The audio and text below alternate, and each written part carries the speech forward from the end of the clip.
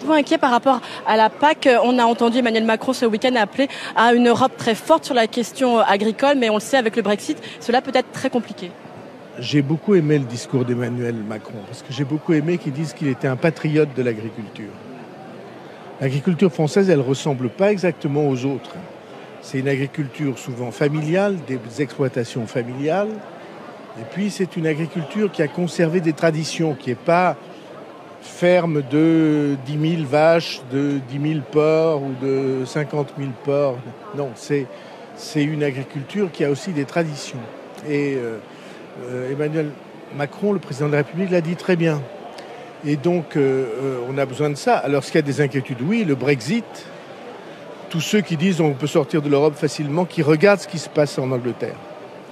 Et donc, avec le Brexit, oui, il y a des difficultés qui se présentent, et des difficultés y compris pour notre agriculture, mais de tout ça, on va s'en sortir si on garde le lien avec les agriculteurs.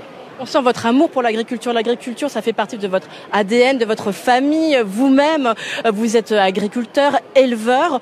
Quel regard portez-vous sur l'agribashing, le fait que certains agriculteurs aujourd'hui ne soient pas appréciés, qu'il y ait une tendance à les dénigrer, notamment de la part des gens des villes, entre guillemets? Si vous vous retournez, vous allez voir au Salon de l'agriculture des dizaines de milliers de personnes aujourd'hui.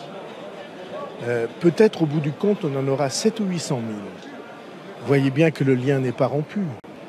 Alors il y a des gens qui font de la polémique parce que c'est leur manière de s'affirmer, de faire de la polémique.